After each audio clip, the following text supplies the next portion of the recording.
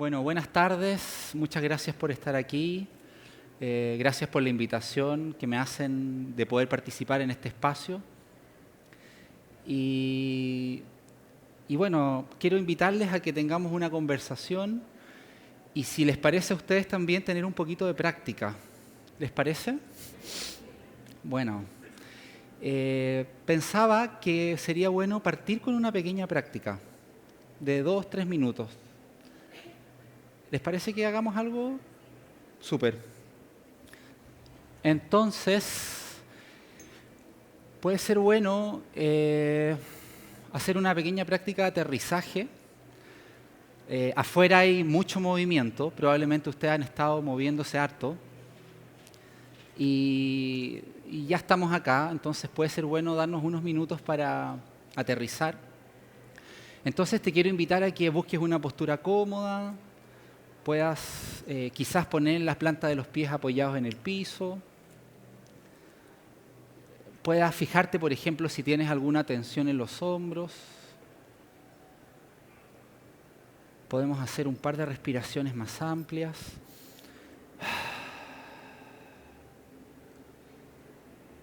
Y podemos sentir el sonido y el ruido y el movimiento que hay a nuestro alrededor. Si quieres, puedes cerrar los ojos un poco o dejarlos entreabiertos.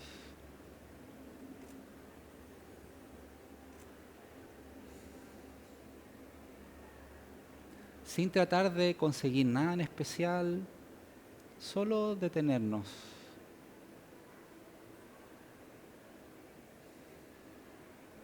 Fíjate en los sonidos, en todo el movimiento alrededor.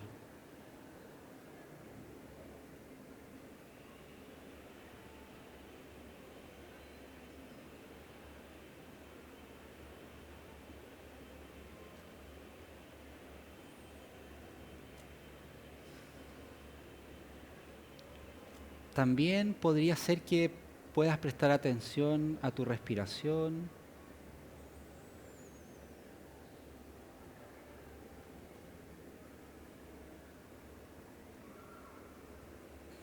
Sin tratar de modificarla. Y fíjate que estás sentada y sentado acá en esta sala.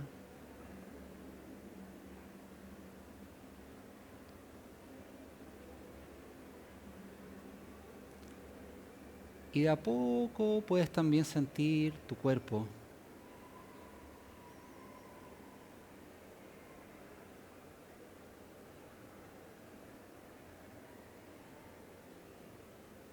Fíjate cómo está, si hay alguna tensión innecesaria, puedes soltarla. Si tu mente se va, no pasa nada. Puedes darte cuenta y volver a estar aquí, observando la respiración.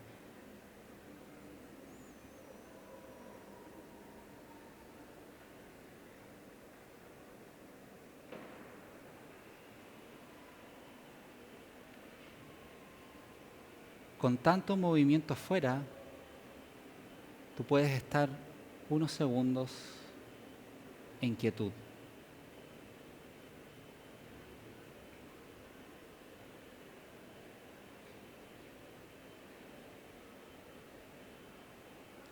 ¿Cómo se siente eso?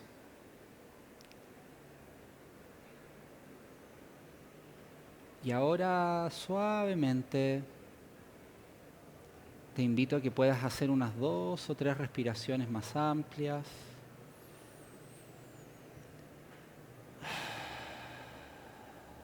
Puedas ir moviendo los dedos de los pies, de las manos.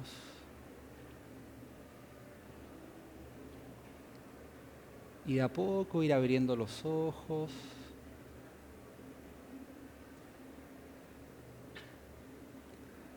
Y quizás hasta puedas notar la quietud de esta sala en medio de tanto ruido. Y que tú pudiste estar en quietud unos instantes.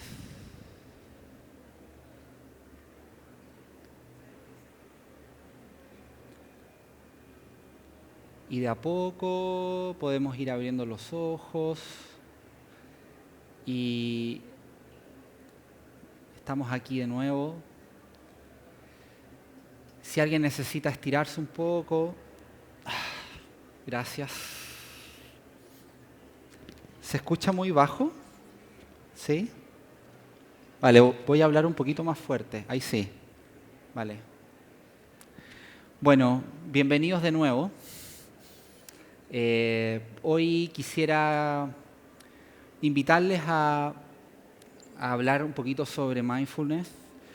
Creo que ha sido bueno practicar un poco antes de partir. Y quisiera hablarles un poco sobre mindfulness y de cómo mindfulness puede llevarnos a la humanidad compartida.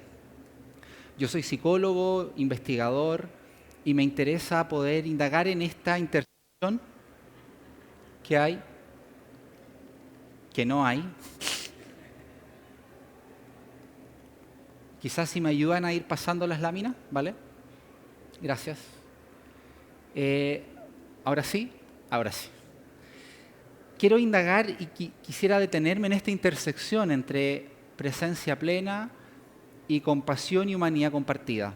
El tema de mindfulness es tremendamente amplio, hay mucho que ver, por lo tanto yo quisiera circunscribirme a hablar un poquito sobre la intersección entre mindfulness y compasión y mindfulness y humanidad compartida.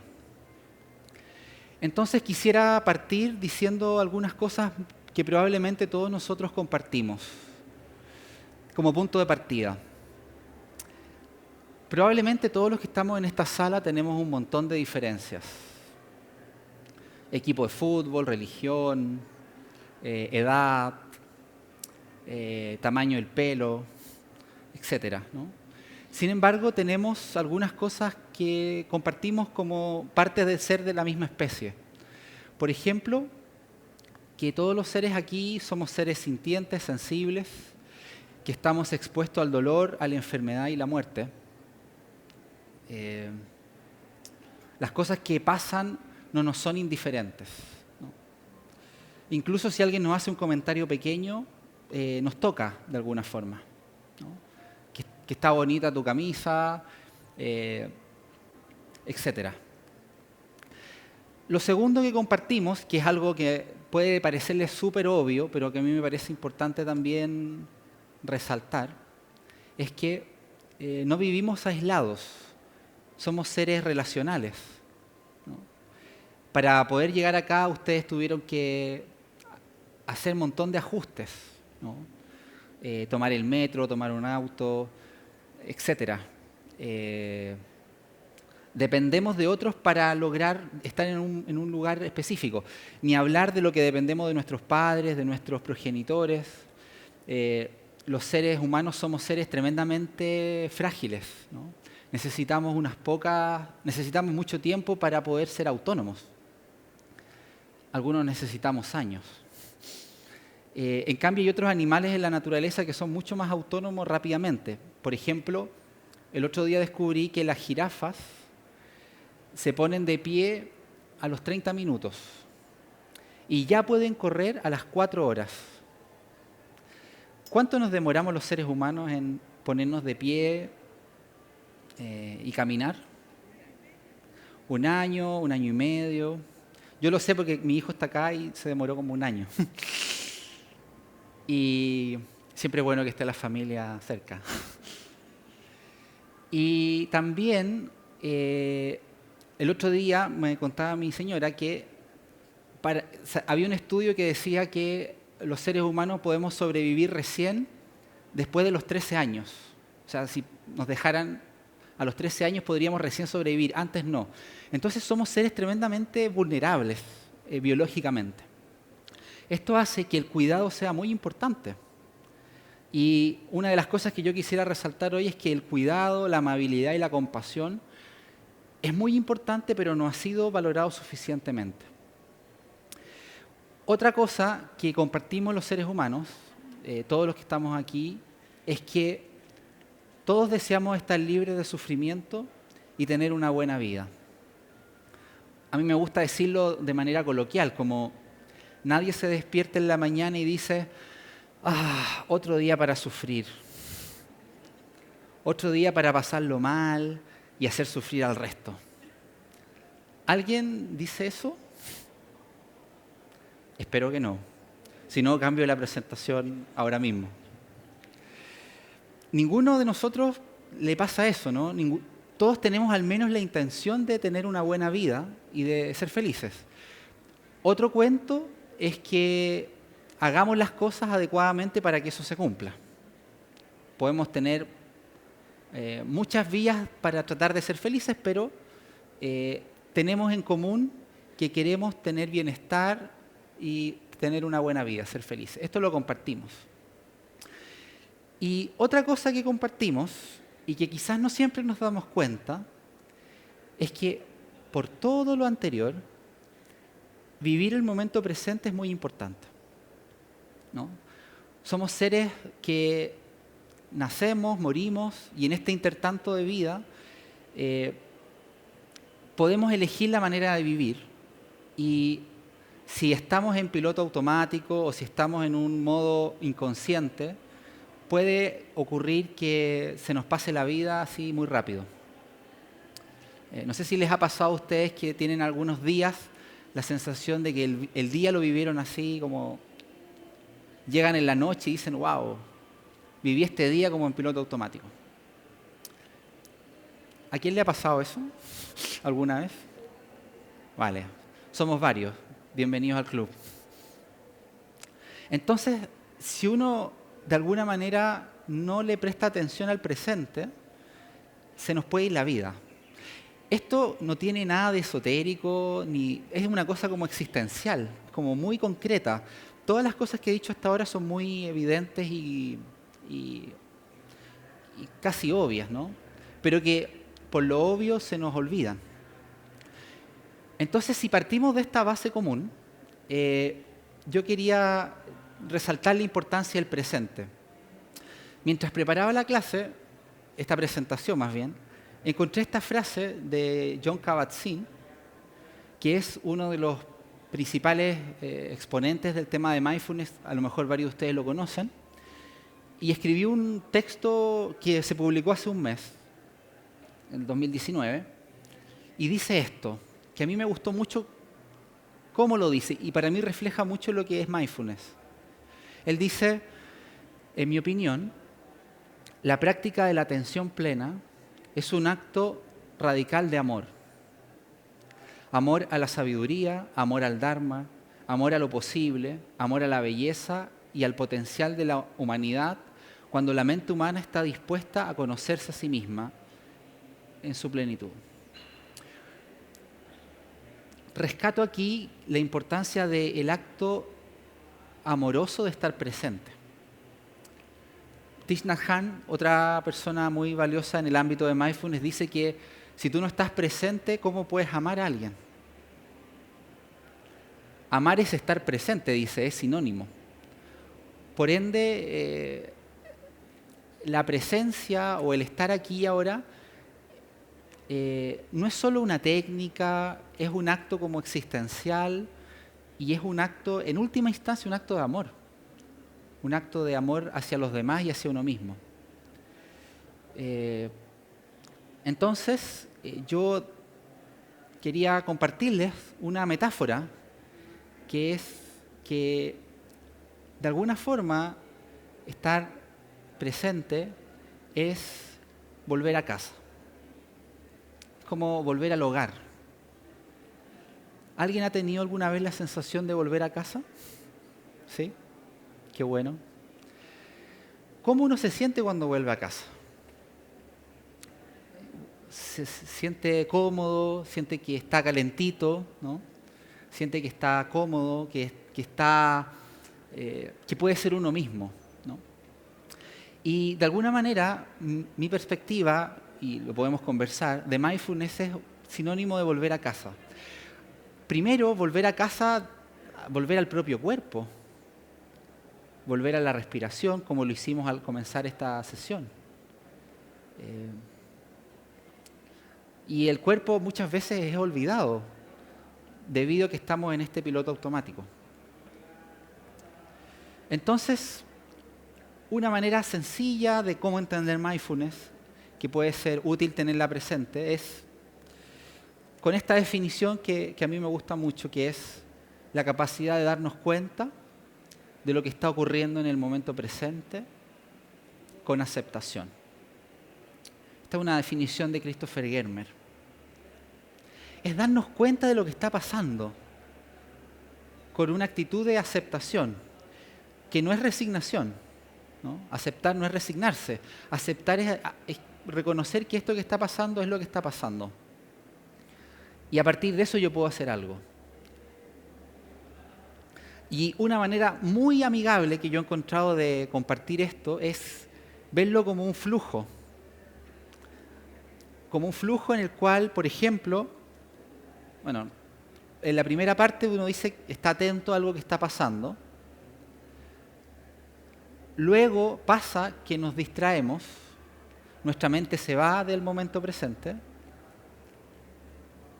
No sé a quiénes le ha pasado eso en estos últimos 3 minutos. Nos pasa todo el rato, ¿no? Nuestra mente se va. Pero la gracia es que me doy cuenta que se va, darse cuenta que la mente se ha distraído y puedo volver amablemente a estar aquí. Y eso repetirlo varios millones de veces en el día. O sea, es como la capacidad de darme cuenta que me fui, no juzgarme por eso y volver amablemente. Y más importante que no irse, porque siempre nuestra mente se va, es poder volver con amabilidad. Y esto lo podemos practicar en cualquier momento, ¿no? Cuando estamos en el baño, cuando estamos en la cola del banco, cuando estamos con nuestro hijo, cuando estamos en el trabajo. ¿Cuánto tiempo gastamos en el trabajo y nuestra mente está en otra parte? Muchas horas probablemente. Bueno, entonces, de nuevo la casa, de nuevo el hogar. La pregunta sería como si estamos cuidando el hogar de nosotros mismos, de estar habitando nuestro cuerpo. Y mientras preparaba esta presentación me hice como otra pregunta, que era, ¿qué pasa con el hogar más amplio? Con el hogar, por ejemplo, nuestro planeta, el ecosistema. Y si hay alguna relación entre ser consciente del hogar que somos nosotros individualmente con el cuidar el hogar de nuestro entorno. Ustedes saben, y probablemente por las noticias, estamos viviendo una crisis climática tremenda, terrible, que va más allá de la opinión, ¿no? Es un tema con evidencia científica, hay evidencia científica muy robusta que muestra que estamos en un momento bien crítico de la humanidad. Incluso hay una autora que dice que quizá esta es la primera generación que se da cuenta que estamos en esta crisis y quizás sea la última generación capaz de hacer algún cambio. O sea, es un momento como de transición. Y les quiero mostrar algunas malas noticias, si me lo permiten. Hay un autor que se llama Paul Crutzen, que es Premio Nobel de Química, y que acuñó el término antropoceno. No sé si alguien lo ha escuchado. ¿Sí? Gracias. Algunos lo han escuchado. El antropoceno quiere decir que estamos pasando a vivir una época geológica distinta a partir de las acciones que hemos tenido como seres humanos. Entonces el antropoceno vendría a reemplazar al holoceno, que ha sido como un periodo de estabilidad climática. Y hay evidencia muy contundente que está mostrando que estamos en este tránsito. Les quiero mostrar solo alguna, lo voy a pasar rápido. Si a alguien le interesa, después le puedo compartir la presentación, no hay problema. Les voy a dejar mi correo para el que quiera, yo le mando la presentación. Por ejemplo, las emisiones de CO2 desde el año 1950 se han disparado. La pérdida de bosques tropicales húmedos y de regiones boscosas en África tropical, América Latina, Asia del Sur y el sudeste asiático. Las temperaturas registradas en el planeta cada año van aumentando. ese dato ya está desactualizado, ¿no? El 2010 decía ahí el año más caliente jamás registrado en la historia de la humanidad, pero el año pasado fue eso ya, ¿no? El 2018. El número de vehículos que hay en el planeta cada día también se incrementa. Este es uno de los que me da más pena, ¿no? La pérdida de la biodiversidad y la extinción de especies. También la curva es ascendente. Y esto ha sido producto de las emisiones de dióxido de carbono producidos por el hombre. Aquí hay una lámina que muestra las emisiones producidas por el hombre de combustibles fósiles, carbón, gasolina, gas y otros.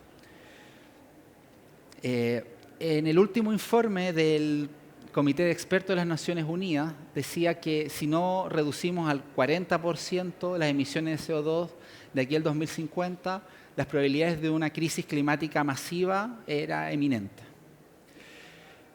Perdonen las malas noticias, pero es así como está la cosa, ¿no? Y hay un grupo de investigadores suecos que tienen una publicación que habla sobre los límites planetarios, que dicen que cuáles son los límites que hay que mantener en equilibrio para que el planeta se mantenga como sustentablemente en el tiempo. Ellos registran 9 indicadores, entre ellos el fósforo en el agua, el nitrógeno, la biodiversidad, etc. Y esta es una foto de cómo estaban esos límites en el 1950. ¿Quieren ver cómo estaba en el 2014? Y esto debe estar peor, probablemente, ahora, ¿no? Entonces, perdonen las malas noticias, espero no deprimirlos mucho. Pero claro, parece ser que no estamos cuidando nuestra casa como entorno más amplio. Y yo quisiera conectar esto que hemos dicho de mindfulness, de compasión, con este cuidado de la casa personal, con el cuidado de la casa más amplia. Y aquí se me vino una frase de este señor que todos ustedes conocen, Albert Einstein, que decía: no podemos resolver los problemas con el mismo nivel de pensamiento que usamos cuando se crearon. Y probablemente este problema, esta crisis en la que estamos, climática, ha sido producto del modo de vida que hemos tenido. Y ha sido también producto del modo en que hemos pensado y en que nos hemos relacionado con nosotros mismos y con el contexto. Hemos pensado de manera muy individualista. Yo soy psicólogo y mi formación en psicología fue tremendamente individualista. De hecho, muchas veces la salud mental estaba asociada a tener alta autoestima y ser independiente, ¿no? Algunos que son psicólogos acá sabrán eso, ¿no? Pero parece ser que el paradigma que está detrás de esto está causando un tremendo descalabro. Entonces yo me he preguntado como qué hacer para aportar en algo en este necesario cambio de paradigma que tenemos que vivir. El mismo Einstein tiene una frase que a mí me gusta mucho, ya que estamos hablando de Einstein, que dice lo siguiente a propósito de la ilusión del yo separado. Él dice: el ser humano es una parte del todo, llamado por nosotros universo, una parte limitada en tiempo y en espacio. Él se experimenta a sí mismo, sus pensamientos y sensaciones, como algo separado del resto, una especie de ilusión óptica de su conciencia. Esta ilusión es una especie de prisión para nosotros, que nos restringe de nuestros deseos personales y el afecto por unas cuantas personas cercanas a nosotros. Nuestra tarea, dice Einstein, debe ser liberarnos de esta prisión al ampliar nuestro círculo de compasión para abrazar a todas las criaturas vivientes y a toda la naturaleza en su belleza. Nadie es capaz de lograr esto por completo, pero el esfuerzo por tal logro es en sí mismo parte de la liberación y una base para la seguridad interna. Nuestra tarea debe ser liberarnos de esta prisión al ampliar nuestro círculo de compasión para abrazar a todas las criaturas vivientes y a toda la naturaleza en su belleza. De alguna manera, aparece como la ilusión del yo separado, creo yo, ¿no? Y creo que nosotros hemos contribuido a la ilusión del yo separado. Les quiero mostrar algunas ideas que tienen que ver con cómo hemos contribuido. Por ejemplo, estos son los datos sobre narcisismo en la población de Estados Unidos, que se ha ido incrementando año tras año. Como que nuestra cultura, no sé si toda, la de Estados Unidos sí, y probablemente la nuestra también, cada vez más centrada en sí misma, ¿no? De hecho, el artículo se llama Los egos inflados a lo largo del tiempo. Y también, quizás esto es algo que ha contribuido al problema, es que los seres humanos somos mucho más expertos, sabemos con más detalle sobre la deshumanización que sobre la humanización. Sabemos más sobre cómo hacerlo mal, sabemos más sobre violencia que sobre bienestar. Esta es una estadística que ya está un poco antigua, del 2017, que muestra la diferencia en artículos sobre artículos que hablan o trabajan el tema de la deshumanización versus artículos que hablan sobre la humanidad compartida. Artículos sobre la humanidad compartida prácticamente no hay muy poquito. Pero sabemos mucho sobre cómo deshumanizarnos. Y nos comparamos. La comparación también es parte del problema, ¿no? De sentirnos separados, de ver que el pasto del vecino siempre es más verde. Y les quiero mostrar un video muy divertido, a mi parecer, que muestra un experimento con dos monos. Hay dos monos que se ven y a uno le dan un pepino y al otro mono le dan una pasa. Para un mono, una pasa es algo muy delicioso y un pepino es algo fome. A lo mejor para alguno de nosotros igual. Y fíjense lo que pasa cuando un mono se da cuenta que al otro le dan pasas y a él le dan pepino. So she gives a rock to us, that's the task. And we give her a piece of cucumber and she eats it. The other one needs to give a rock to us. And that's what she does. And she gets a grape. And she eats it. The other one sees that. She gives a rock to us now, gets again cucumber.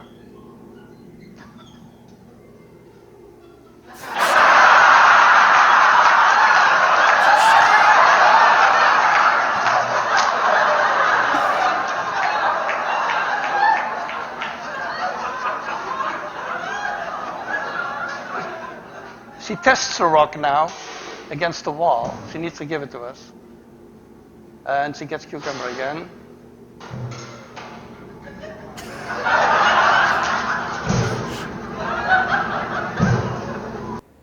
Bueno, aquí sí el pasto del vecino era más verde.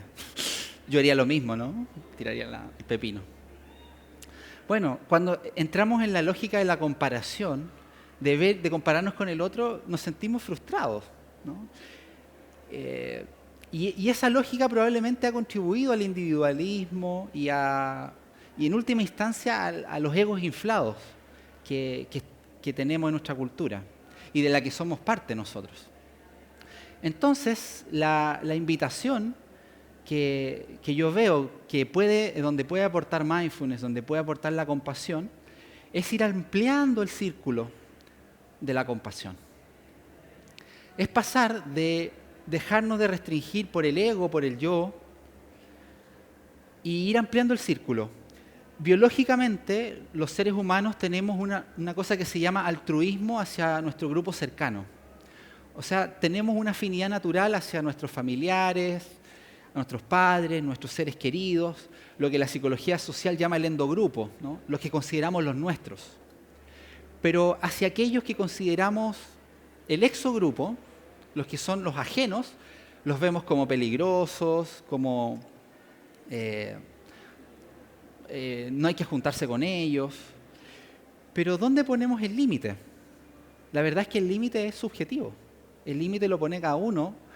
Y la buena noticia es que podemos ir ampliando el círculo de la compasión y poder incluir, además de los seres queridos, a las personas neutras, a los desconocidos, a los enemigos, a la humanidad, incluso a los seres sintientes.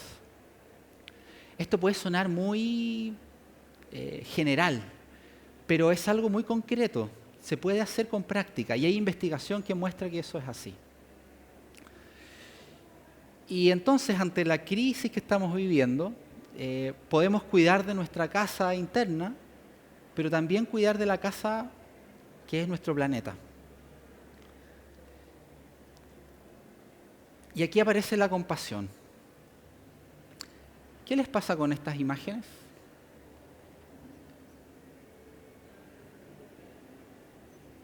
Probablemente generan una sensación como de ternura, ¿no?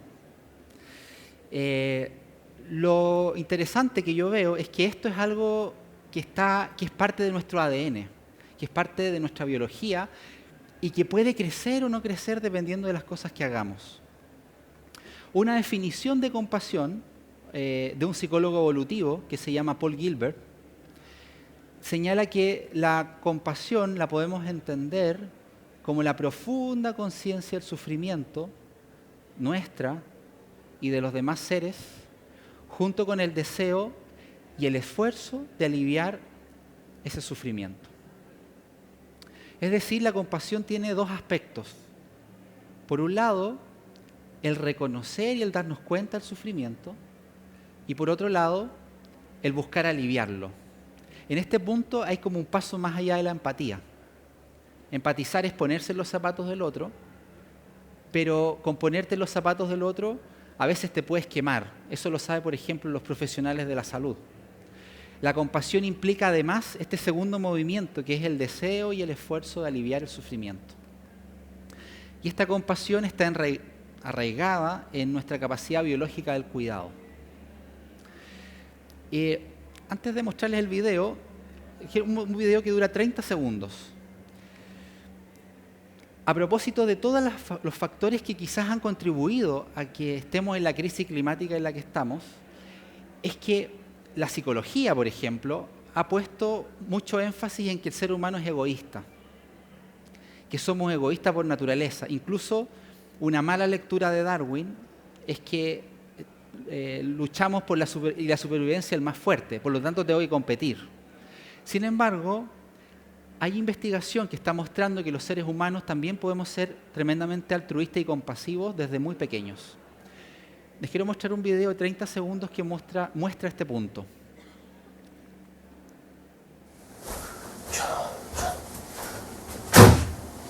Oh.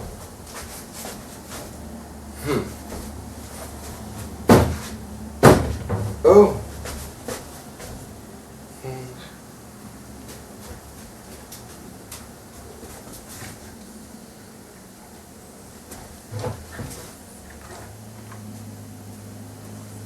¿Yo? ¿Qué les parece? Ese niño apenas camina y no se lo recompensa por hacer eso. Simplemente detecta la necesidad del otro y actúa para ayudarlo.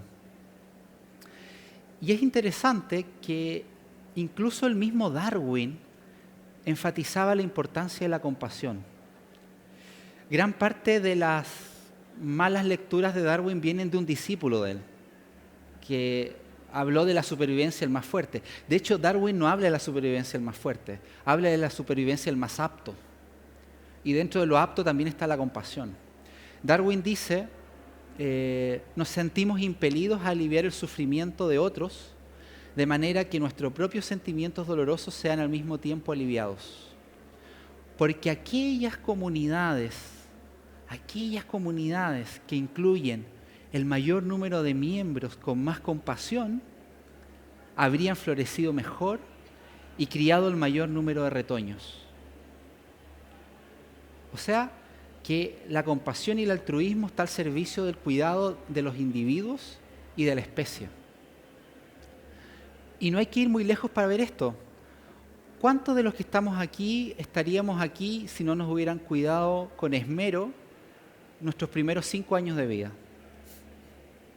¿Alguien podría estar aquí hoy sin ese cuidado? Yo no. Quizás más de 5 años incluso. Entonces, a mí me sorprende que el altruismo, la compasión no haya sido puesto más como figura y hayamos puesto más como figura el egoísmo, la competencia. Quizás se deba porque tenemos otros intereses también. Otro video breve que muestra esta capacidad innata que tenemos de ser compasivos.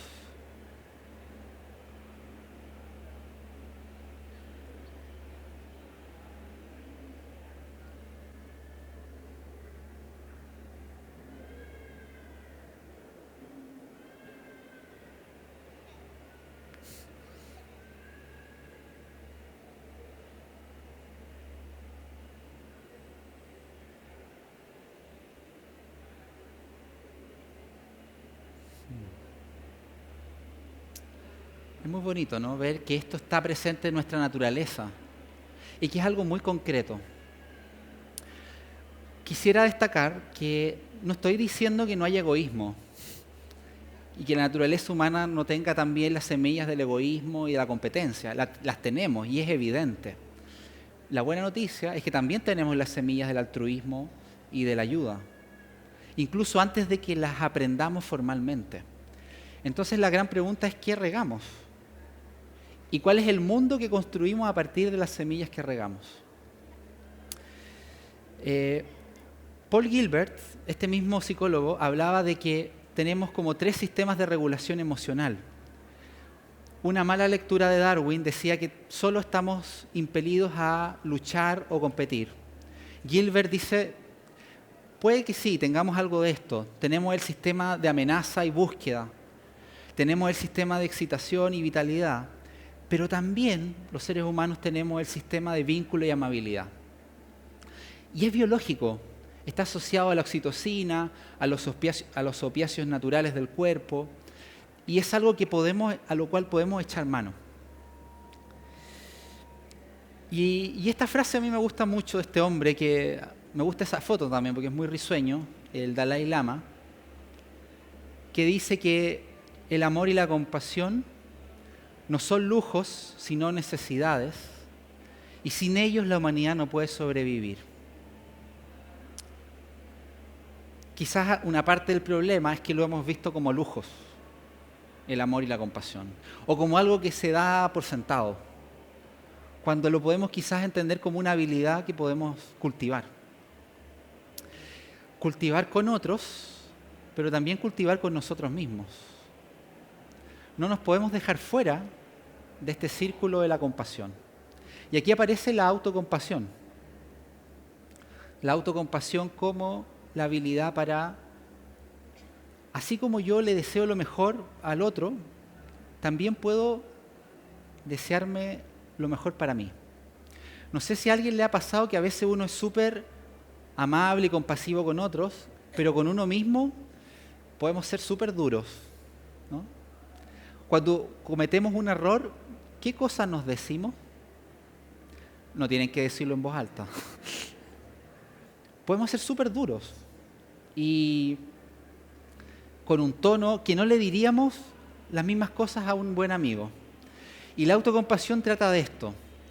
Bueno, esto es un tema enorme, no podría tratarlo con suficiente tiempo acá, pero vale la pena también poner sobre la mesa la importancia de la autocompasión, que tiene 3 aspectos, ¿no? La principal investigadora en este tema es Kristin Neff, una psicóloga norteamericana, que dice que la autocompasión incluye 3 dimensiones: la bondad hacia uno mismo, el tratarnos bien, mindfulness la capacidad de darnos cuenta, porque si no nos damos ni cuenta que nos tratamos mal, difícilmente podemos hacer algo. Y la humanidad compartida. La humanidad compartida que implica reconocer que estamos todos en el mismo barco, que podemos tener un montón de diferencias, pero lo que decíamos al comienzo, todos queremos ser felices, todos queremos estar bien, todos queremos tener una buena vida. Y tenemos como los antónimos, ¿no? En vez de bondad, la crítica o el juicio; en vez de mindfulness, sobreidentificarnos; o en vez de la humanidad compartida, el aislamiento, ¿no? El sentirnos separados de los demás. Y la humanidad compartida, a lo que estamos llegando. A mí me parece que este es un tema crucial del que se habla poco y en el que hacemos menos. Y me parece súper interesante poder desarrollar la humanidad compartida, porque creo que nos da un piso para pensar y sentir distinto lo que hacemos. Kristin Neff define la humanidad compartida como la capacidad de entender que la experiencia humana que vivimos forma parte de una experiencia más amplia, compartida por otros, en lugar de verlo como experiencias individuales o separadas. O sea que cuando sufro, no soy solo yo al que le ha pasado eso. También hay un montón de personas a las que le ha pasado eso. Y poder reconocer esa humanidad compartida puede hacer la diferencia. Puede transformar el dolor propio y hacerlo un poquito más liviano. Me acuerdo de un refrán chileno, no sé si lo han escuchado, no sé si es del norte o del sur, que dice: pena compartida es media pena, alegría compartida es doble alegría. ¿La han escuchado? O algo así. Estoy como Chapulín Colorado. Es muy bonito que media pena se vuelve media pena cuando la comparto, y que la alegría cuando la comparto se vuelve doble alegría. Y ahí está lo relacional. Entonces, la humanidad compartida es reconocer nuestro propio deseo de ser felices y estar libres de sufrimiento, y que tal como yo, las otras personas también quieren ser felices y estar libres de sufrimiento.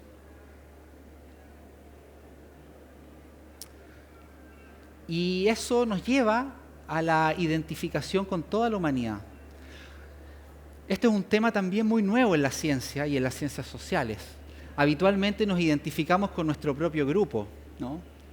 Yo soy de Cobreloa, de la Universidad de Chile, de Colo-Colo, y por lo tanto el otro es rival. O yo soy católico o budista y el otro es distinto. Pero ¿qué pasa si nos identificamos? Yo soy un ser humano. Soy un ser humano. Y en ese nivel compartimos un montón de cosas con los demás. Soy un ser sintiente. Y también ahí podemos empatizar con el sufrimiento de otros seres. Hay investigadores que están desarrollando, por ejemplo, qué pasa cuando nos identificamos con la humanidad como el grupo de pertenencia y no solo con nuestro grupo parcial. Sería como una identificación de segundo orden. Es muy interesante este tema porque este tema abre posibilidades. Así, me acuerdo de una frase griega antigua que decía: nada humano me es ajeno.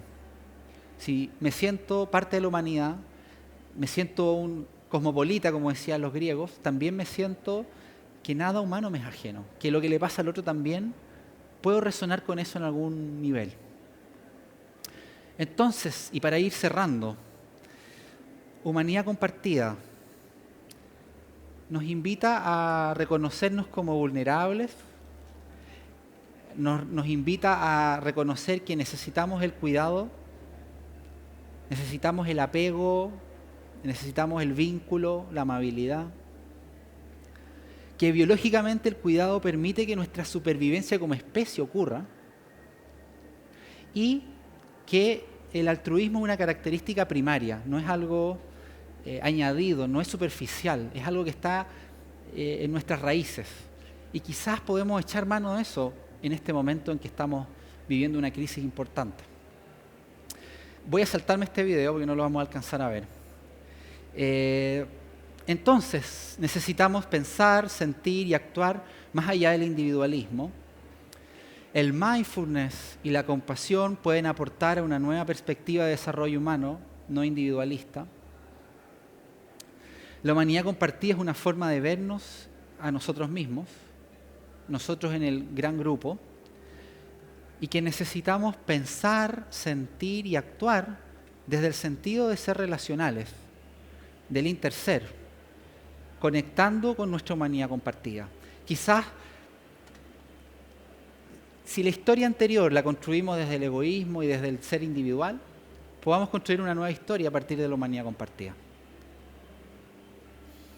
Muchas gracias por la escucha.